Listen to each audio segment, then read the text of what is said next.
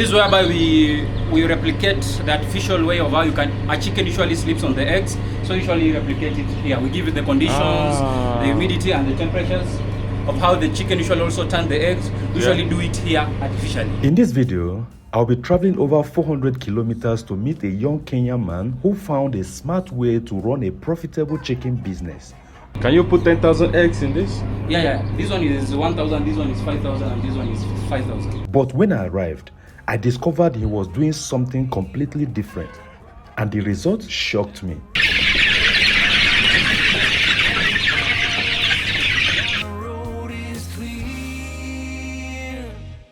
Here in our culture, the people here in Bungoma, they are known to predominantly love eating chicken.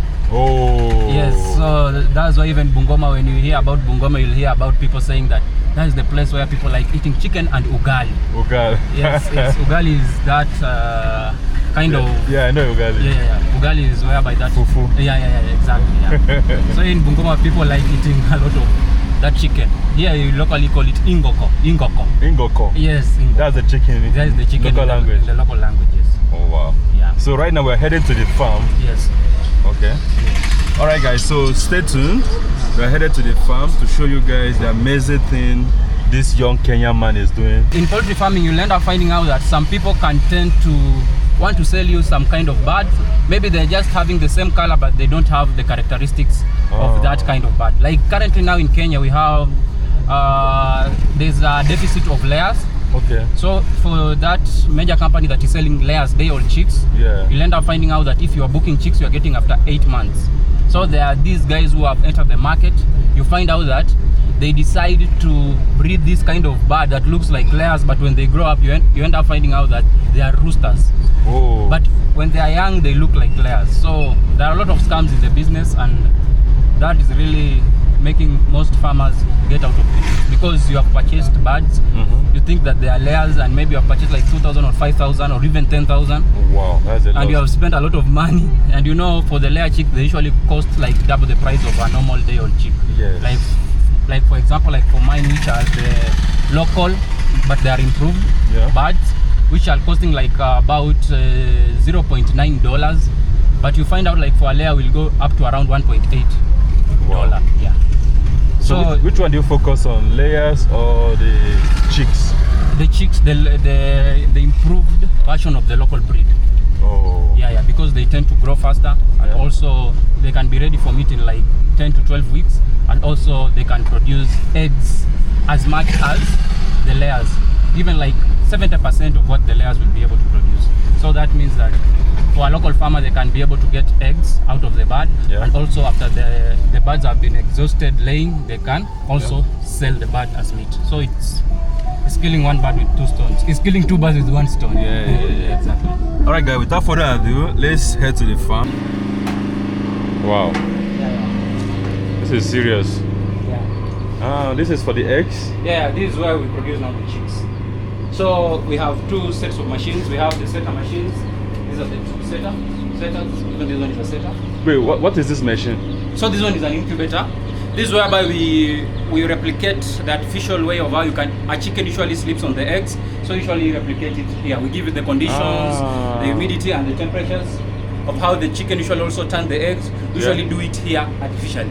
So this machine is what we usually use. They're Chinese made, but if you're able to now to just know how they are, you can be able to use them. They'll just hatch as best as those ones that come from Germany or even USA.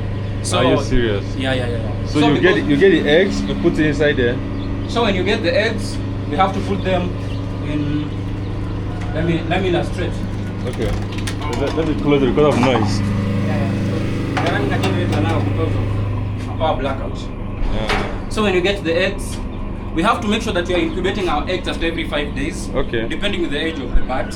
Because like our birds are like below 52 weeks of age, we have to make sure that we're incubating our eggs at exactly after every 5 days. But if they tend to get older, above 52 weeks of age, we incubate our eggs at only 3 days of age. Wow. So as you can be able to get around a hatch rate of around 85 to 90%. But if you put your eggs for longer, the embryo tends to die before you are able to incubate the eggs. Or even if you incubate the eggs, the embryo will die earlier before the time of getting the chicks comes out. Maturity, That is yeah. 21 days. Oh. Yes. So we usually make sure, like an egg like this, you can see it's double pointed. This one will not be able to produce for you chicks. You'll end up just finding out that you are putting this one and you won't be able to produce the eggs, the chicks. I mean. So this one, you can find that this one is also around, is almost like round, but this one will be able to produce for you the chicks. But this one will be able to produce for you a female chick. A female? Yes, because it's a bit round at the bottom and also a So bit... you can tell male from female by just looking Yes, at the egg? yes, because it's not too sharp at the bottom. When it is too sharp at the bottom, you'll end up finding out that it will produce roosters. So this one it has a 90% chance of producing a female chick. So you have to make sure that this pointed side has to be on the bottom, like that. Okay. Yes, and this top whereby we have the air sac will be at the top. Yes, exactly. So this you put here, this tray can be able to accommodate 88 eggs. So you put this one and then you put it in a setter machine like this one. So this is a setter machine whereby it has trays. Oh, I can see some eggs are inside. Yes, it has trays. And these eggs on these trays, we have to make sure that you are turning them after every 1 hour. Are you serious? Yes, so they don't turn like this, but they tilt. So you'll find out that it should tilt like this at around 45 degrees. Again, after 1 hour, it will tilt in this way. We are doing so as we can be able to prevent the chick that is developing here inside the egg from sticking on the shell. You'll end up finding out if your machine is not turning, you have to switch off this light because this light produces heat and it can mess there. So if you don't turn these eggs frequently, you'll end up finding out that when it reaches the time of hatching, whereby you have this machine over here, which is the hatcher, you'll find out that even now you can see there is some dust. Below there you can see we have some chicks that have started hatching. I don't know if you can be able to see it. Wow, this is serious. Yes, so that down there you can see there are some chicks on the trays. Maybe you can just open it for a small minute. Okay. Because when they're hatching we don't have to open it. I'll just open it for a minute because of the video. You can see they have started hatching. Oh, yeah. Look at that. Yeah. So you can see almost even all the eggs have hatched, but these ones we have to remove them on Sunday. So yes, on Sunday. Today is on. This feels hot. Yeah. Because of the humidity. You know, the humidity is the one that is producing, you're feeling a bit of the heat. So these ones, they are hatching tomorrow. You see, this has a lot of dust. That's why we have to put a setter machine different and a hatcher machine different. Yes, because of the dust of the chicks. Yeah. So when they are hatching like that, if your eggs have not turned enough after every 1 hour, you'll end up finding out that the chicks will only peck on the egg, but it will not come out. I've heard most farmers usually complain about that, whereby they found a chick that has only pecked, but it hasn't come out of the shell. So that usually comes out because of whereby you find out that the machine did not turn enough. Properly.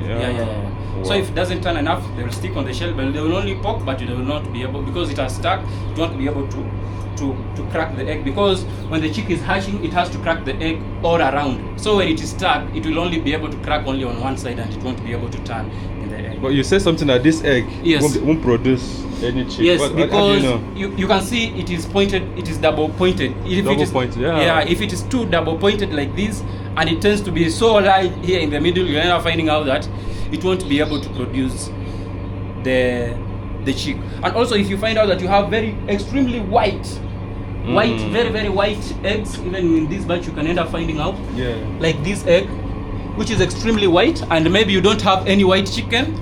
Also you'll end up finding out that maybe this is an infection, maybe on the bird, and these cannot be able to be hatched. You'll put it just in the machine, but it won't be able to be hatched. So those are some of the instances that most farmers usually don't know.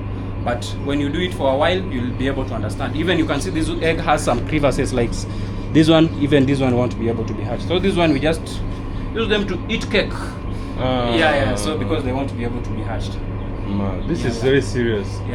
What are these machines? Are they the same? So this one and that one and this one are setter. They have those trays inside. I think I can be able to show them this one.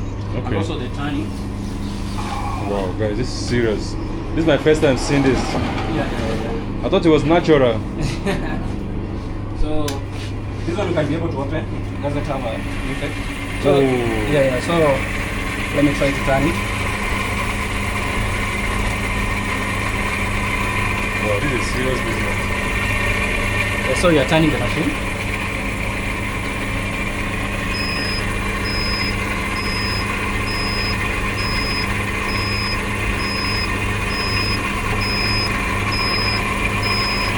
this one is a 1056 egg machine. Yeah. And this one, like for a machine like this one, this is a Chinese machine. They are cheap as compared to the other ones that are a bit expensive.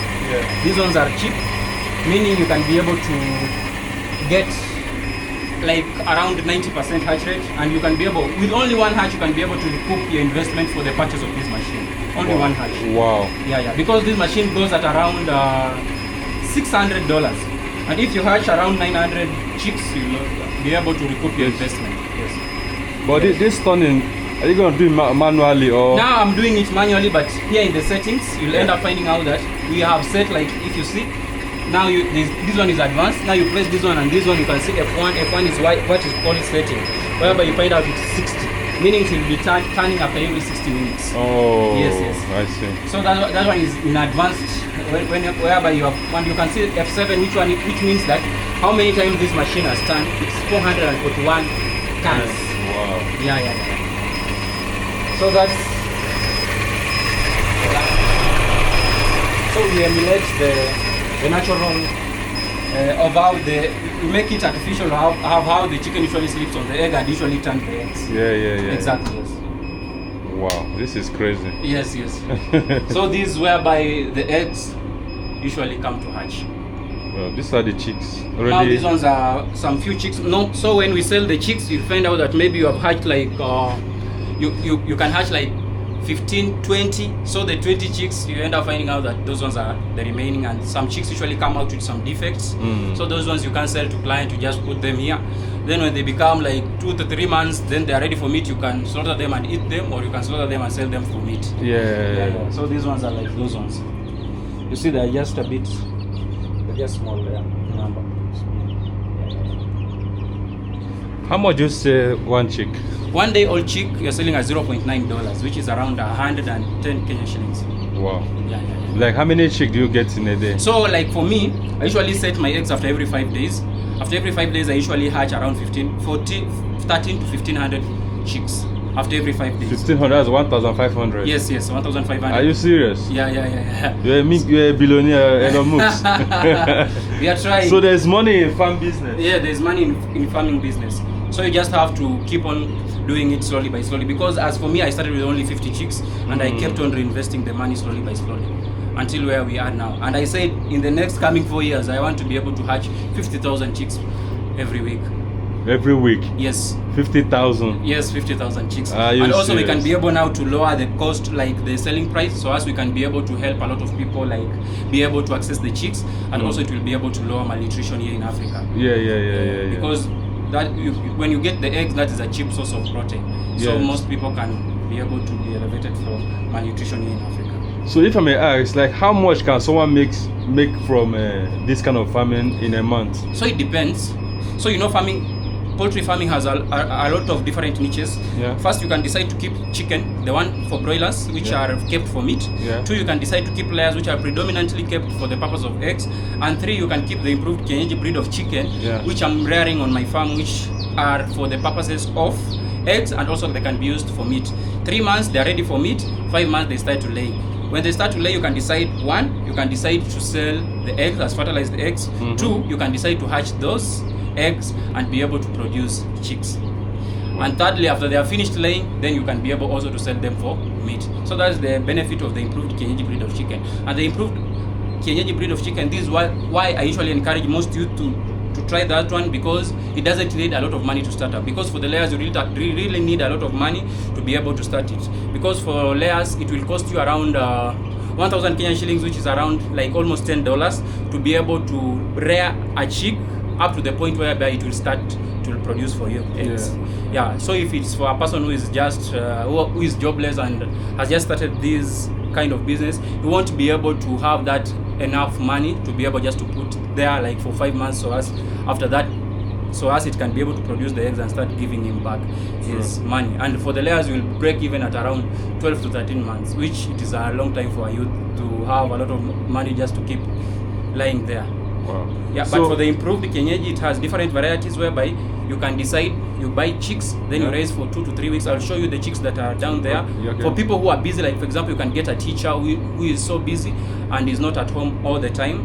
So they will need chicks that have a bit grown. They don't want to go through this stage of brooding whereby you have to produce, whereby you have to take care of the chicks until whereby they have produced the feathers and they can be able to sustain themselves. Yeah. So you'll find out that you can get people who go to work and they want to be able to get some chicken like those ones. So there are a lot of customers in those niches. And for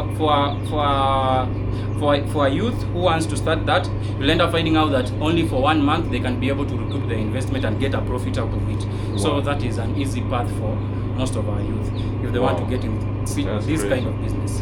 Let's say for proper setup like this, how much can someone make from it monthly? Oh, like for just an estimate. For an estimate like this one, you can make upwards of $2,000 to $3,000, even $4,000, even $10,000. Yeah. A month? Yes. Since I will start farming, no. Are you serious? But something like this kind of incubator, understands, this type of farm or chicken farming, and it's that kind of farming whereby they have a setup, the chickens are being grown naturally. Which one is more profitable? The only place where there's a lot of money in any kind of agribusiness is in the breeding sector. So like for me, I'm doing the breeding. Okay. So this one is the most profitable. But it takes a lot of time and a lot of learning so as you can get to this stage. Because you have to understand this machine. Because there was a time I was setting this machine of 5,000 and I was only getting 500 chicks. Are you serious? Yes, until whereby I learned of how you can be able to use these machines. That's why I've said they are cheap machines, but you really need to know how you can be able to use these machines. Because I realized that these controllers are the same, but they are calibrated differently. So you have to know how each machine will be able to operate with its parameters. So you'll get some losses, but until whereby you have clicked the right settings, you'll continue getting a lot of profits out of the venture. But what's the cost of running? You can notice that you're using generator. There's no. So the cost of running such an operation, for example, like for the power is not so expensive like for the Kenya Power and Lighting Company. That is our local producer of electricity. It's not so expensive because for a monthly bill it will come around $300. For a monthly bill.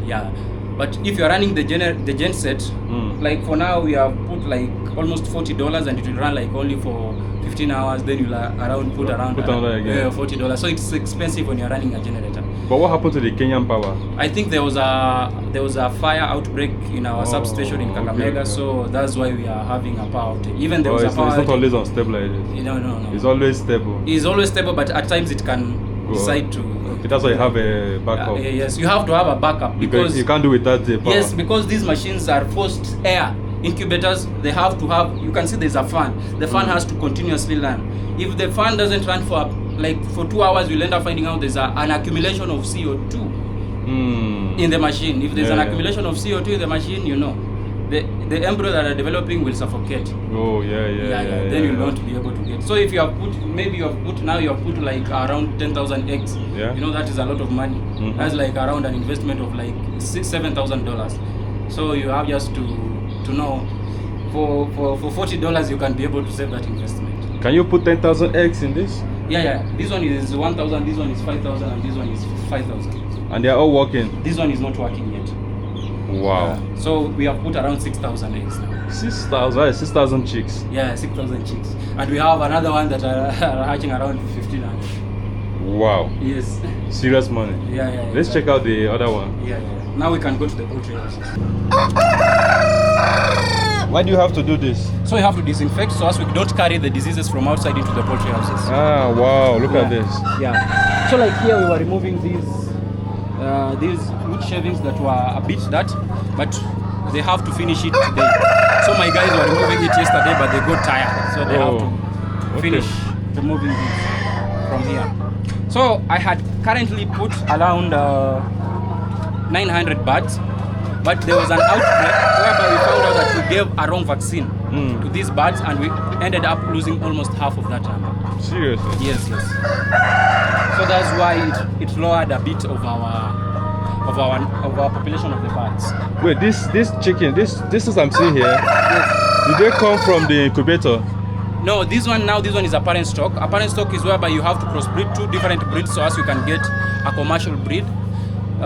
because if you breed the same breed, you'll end up finding out that you're doing something known as inbreeding, and you will not come out with a bird that has better hybrid vigor. You'll end up finding out that you're getting birds that don't grow, and they tend to be attacked by diseases so easily. It's just like the same way, but you can't marry your sister or something like that. So you have some people do marry their sister. No, but when you marry your sister, you end up getting something called mongoloids or all those kinds of.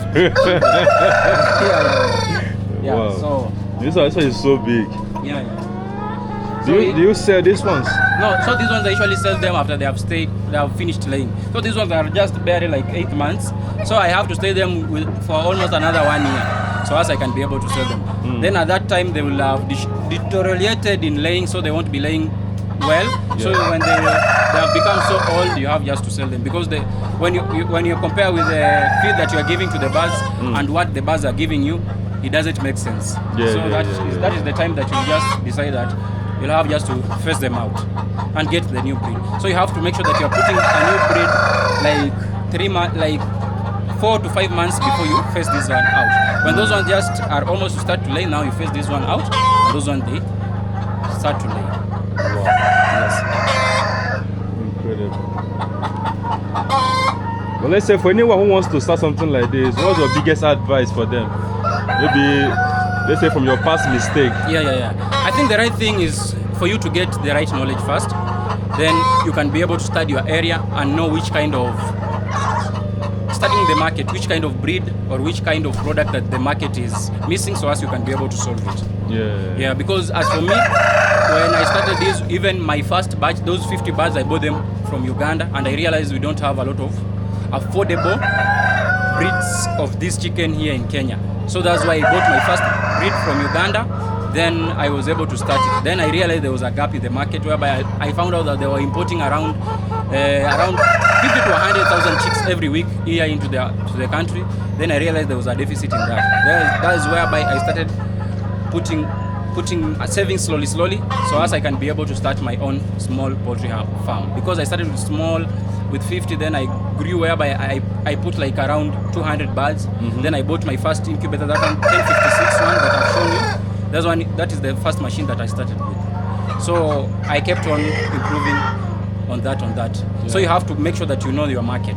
So after you have known your market, then you can be able to keep the breed of chicken that you need to keep in that area. Because if you are living in the city, you'll end up finding out that the broilers and the layers, because there are so many people are living in the cities, they don't have farms. They will need to eat the eggs and they will need to eat the chicken. So you can be able to sell them very, very fast, as compared to whereby you are putting these kind of birds in the cities.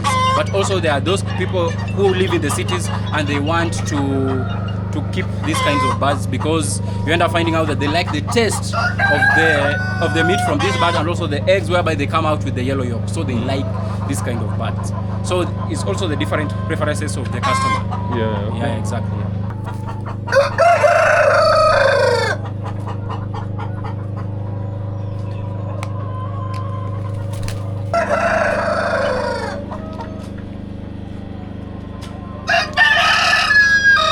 Now these ones are the brooded birds, whereby I said you can be able to produce the artificial ways of how the chicken usually take care of the eggs. Yes. This one was made through with that incubator. Yeah, this one was made through the incubator, and here we are rearing around 400 for a client who will be able to pick them at 2 months of age. So these ones are around 5 weeks now. 5 weeks? Yeah. 1 month and 1 week? Sorry? Yeah. 1 month and one week. Wow, they look. But what's the difference between the incubated one and the natural this thing?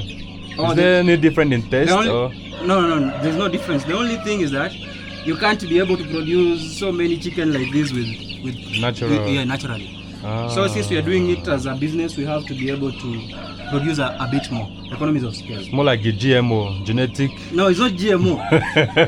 For chicken, there's nothing like GMO. There's something known as genetically selected birds. Okay. Yes. So you have to select like for the roosters, you have to select a bird with certain characteristics, so as you can be able to get that characteristics that you want out of the offspring. So for the chicken, you have to make sure that you are checking. If you want to get a lot of eggs, it has to have a wider bum here at the bottom. And even for the rooster, it doesn't have to have the legs so close. It has to be like this. So you'll end up finding out that you're producing a chicken that is fast growing, and also it can be able to produce a lot of eggs. So those are some of the characteristics that we are doing when you are doing genetically selected breeds. There's no GMO here in birds. So you select those ones. Then for the ones that look inferior, we don't breed them. So those ones we just eat them out. We don't use them for breeding. So that's the benefit of having this kind of business. And that's why I said if it's for the youth, this is the best way of how you can be able to start, because you can be able to. Because if you're investing, let me say, like if you're investing $100. You're rearing these birds for 1 month, you'll be able to get double. You'll be able to get a profit of also $100 in 1 month. So that's the benefit of using this breed of chicken of the improved kienyeji. So you'll be able to double your profits so very fast, and you can be able to grow faster. Unlike for the layers and for the broilers, it has a very small margin. But the chicks, that you said $0 something $0.9. Yes. This one, how much is it? The same price with this? No. This one's I think it is around. These ones are around 450 Kenyan shillings, which is around 450 divided by 129. Is around $3.5. So this one will be around $3.5. 3.5. 1 month and 5 weeks. Around 5 weeks. Wow.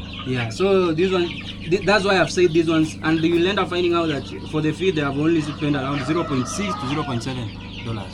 Like for me, I usually make my own feed because I have machines over here that make my own feeds, and I usually mix. So I just buy the ingredients, the maize from farmers, and the soya bean and all those premixes, then I mix.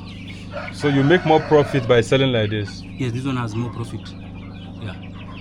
This one, because for the day old chick you can get like a profit of around 0.3, 0.4 if you remove the cost of production. But this one, when you add it, when you are reared this one, you'll end up finding out that you are making a lot of money out of the venture. So if you are rearing, if you have produced your own chicks, then you are brooding like this, then you are selling, you'll get a good amount of money out of the business. So I encourage most people to try this improved kienyeji breed of chicken here, as we call it here in Kenya. I think in Nigeria it's called noilas. So those ones, they can be able to make you grow a bit faster in business wise.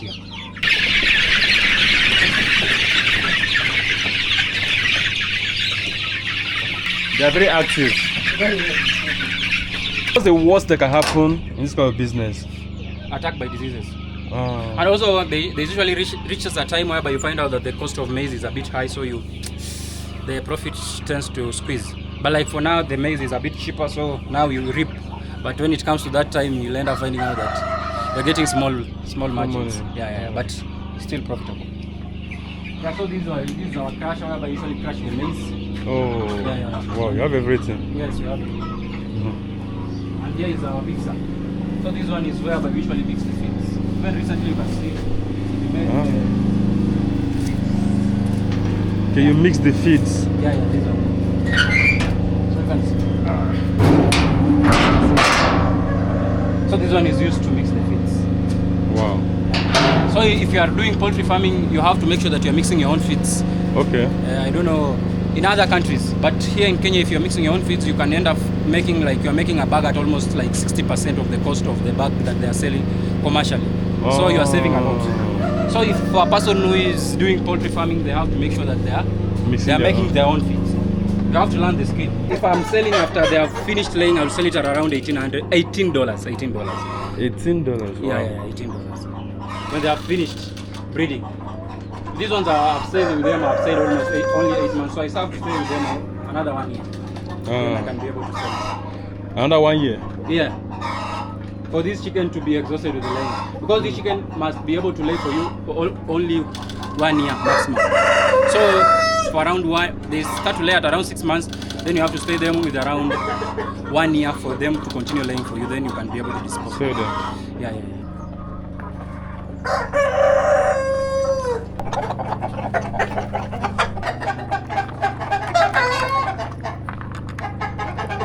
You can see these ones here, you can see they are only brown in color, and the one in the bottom they are multicolored. So you end up finding out that you have different customers who have different preferences. You end up finding out that there's a customer who wants a breed that has those different colors, and also you will find out that there's a customer who only wants a breed of one color. So that's why we have to make sure that you are breeding, and these are two different breeds. So there are customers who really want those kinds of birds because they usually prefer that if the birds are of different colors, they are local birds. But others usually want this color because of beauty. So it also depends with the different preferences of the customer, and that's why we have to make sure that you have separated the two kind of breed on two different floors. So as when we get the eggs of these ones, we put them aside, and the eggs from the bottom floor, we also put them aside. So we are able to serve all the customers who have different preferences. Yes. So you also, when you are doing any kind of business, you have to also listen to your customers so as you can be able to grow so very fast. We are cleaning this place in case of there is any dampness. If there is a spillage of water, you have to make sure that you are removing that part, because that part is also whereby you find out that this whereby microorganism can be able to develop, and also it can bring diseases into the poultry farm. So in case if there is any wet point in the poultry house, you have to make sure that you are removing it, because also that is what, when the ammonia start mixed with water, it gets wet and then it starts to rot. You'll end up finding out that that smell will start to come out, and that will also make other people living in the surrounding bring a lot of health hazards. So that's why we have to make sure that you are trying to put the place clean, because you are living in a semi-urban, not so urban but semi-urban, so we have a lot of people around, so we have to make sure also we are caring for those neighbors. Sure. Yes. That makes sense. Exactly. Well, sometimes when you feel like it, you normally bring one, kill one and eat. No, we rarely do that. We rarely do that. Because we can't, this is a business. Even if I want to get the eggs to eat, I usually buy outside. Or maybe for only those ones that are cracked, those ones that I can eat. But this one, that will be a very huge loss on my part if I'm for the business part. You don't feed your supply. Yeah, you don't eat your business. You don't eat your business. You only eat from the profit. It's better if you are doing this kind of business, you pay yourself a salary, then you can use that salary now to do whatever you want. Exactly. That's wise. Yeah. After 8 years of running this business, yes, what's the biggest advice you give to someone who wants to start something like this in Kenya? Yes. So the only advice I can give to people is that you can be able to start small and you can be able to grow in any kind of business. So like for poultry farming, you only have to be patient and take your time to learn about the market, and also take your time to learn of how you can be able to rear any kind of bird in a particular area. So if you are able to learn the skill, then this means that you won't be able to get a lot of losses from diseases, and also you'll be able to sell your birds on time, because you have studied the market, and also you have studied how you can be able to rear the birds perfectly without getting so much mortalities when you're starting this business. Because when you're starting this business, you have put your money there and you want to be able to recoup your investment so very fast. And for the best advice I will continue to tell you guys is that if you're able to do the brooding, whereby you are mimicking of how the chicken usually takes care of the chicks, and up to the point whereby they can be left alone, you'll be able to mint a lot of money out of this business. And that is where there's a lot of money in this kind of business. So those machines for the incubator and all that, where bought it in Kenya or from outside? We did import. We had an importer who helped us import the machines, because there are two kinds of machines. We have the styrofoam, which we are using here, and also we have the ones that are made out of wood. These ones are styrofoam. That's the same machine that is the same material that is used to make the fridges. So they tend to use less power because they have the styrofoam, so they tend to conserve the parameters of the temperature and the humidity well, rather than the other machines. So you'll end up finding out that these ones we imported, and they are the best version of them. I said these ones that come from China, but there are better ones that come from countries like USA, France, and even Belgium, but they are very expensive. It will take you a very long time before you recoup your investment. You have just to get these machines, then you are able to study them very well.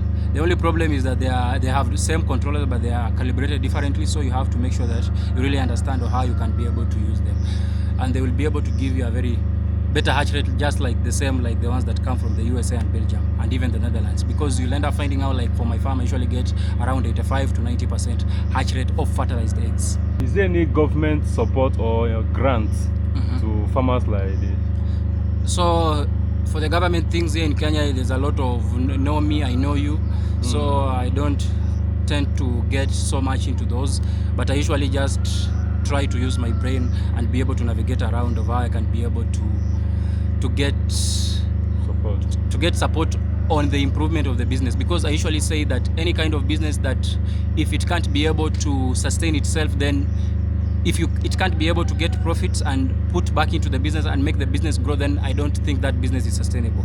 Because that's why I really think that in any kind of business, if the business keeps on growing naturally, that's the best way of how you can be able to grow a business, because you are growing a business whereby you are expanding your customer base, and you're not just growing so fast whereby you are growing so fast and you're getting a lot of product and yet you're not getting enough customers to sell the product to. So you'll end up finding out that you are remaining with a lot of birds, for example, if you want to be able to sell the birds, and that will be a backside on you, because now you'll not be able to grow the business because you have grown way too fast. For the farming business, I think it is better if you're growing at a very steady pace, then you'll be able to capture the customer base, then meaning you'll only be expanding with the demand that you have at the moment.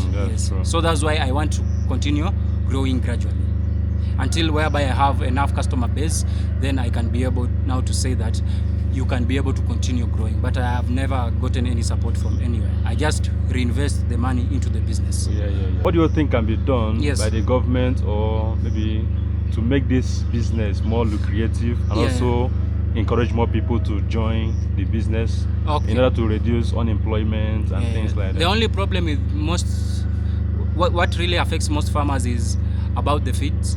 So you'll end up finding out that the cost of input, maybe if the government can subsidize or remove all the taxes on the feeds, but I realized they were zero rated, but I think now they have even added some tax on the feeds.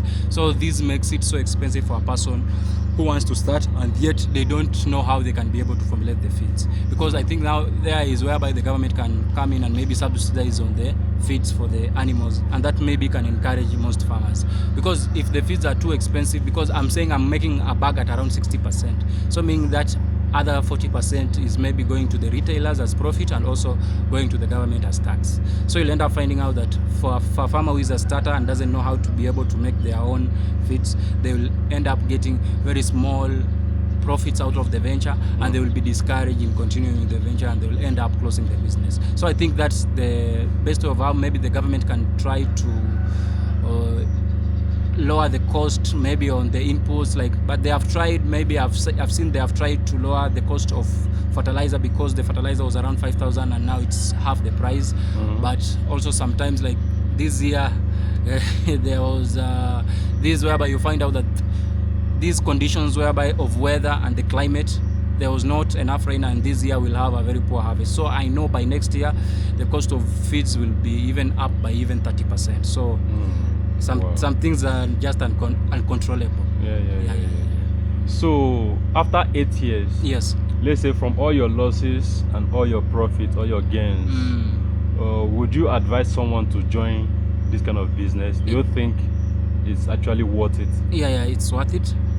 For the losses, there's a time I got a loss of around $3,000 in a span of 1 week, because I was starting this venture and I never had enough knowledge. That's why I've told you guys to be able to invest in knowledge.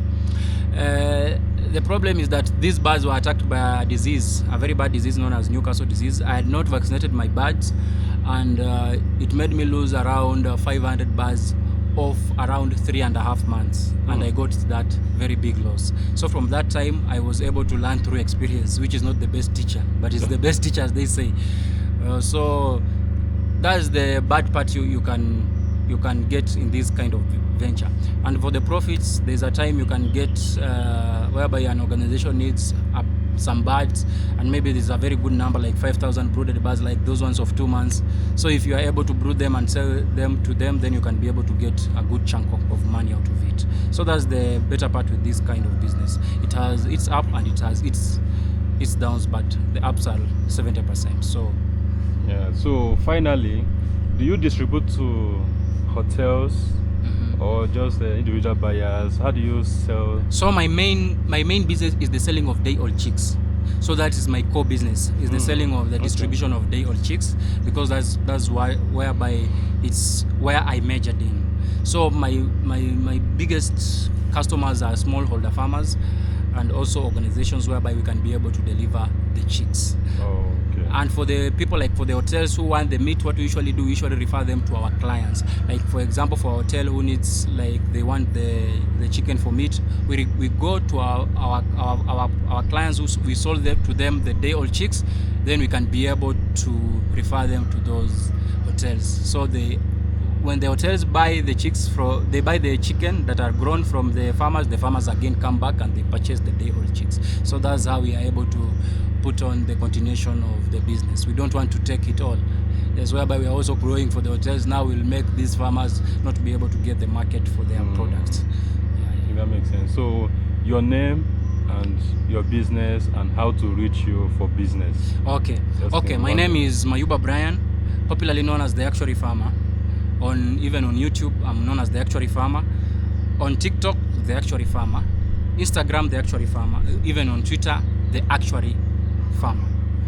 And my business is known as the Actuary Farms. It's located in Kenya, Bungoma County, in a village known as Sikata. So that's whereby we usually do all the operations of the poultry farming. And we are majorly in the construction of poultry houses and also in consultation, whereby we'll help farmers to be able to know what kind of breed they can be able to rear and also how they can be able to rear those birds. My number is +254 706 54 37 60. So that is my phone number, my business number, whereby you can reach me out and we can be able to help each other grow in this poultry farming business. And we can be able to elevate a lot of people out of poverty, because the only enemy is poverty. This is my first time seeing that machine that you have over there. Yes. So this is a very, I think it's encouraging for Kenyans out there. You know, with something like this, you can reduce unemployment. You have workers. How many workers do you have? I have only 3 currently. 3, okay. Yeah. And you tend to employ more. Yeah, we tend to employ more on contractual basis. Maybe if we are having a lot of birds, maybe we have to do distribution. We have to employ riders who can be able to distribute our birds, like all those. And maybe even like for the removing of the wood shavings from the chicken house, we also employ a lot of people to come and help us out. A lot of youth. Your house is very green. Oh yeah, this place. Alright guys, we call it a day here. It was a very wonderful experience, very educative and eye-opening. I'm sure that most of you watching this video who are in Kenya, either you're a Kenyan or you live in Kenya, you know, this is a very business, this is a kind of an opportunity, a business opportunity for you guys if you want to do something like this. Imagine making $50,000 a month, no, $10,000 a month. Yes. That's massive. So check out my next video. My next video is going to blow your mind. With that, I'll see you guys in my next video. Ciao. Boy, say ciao.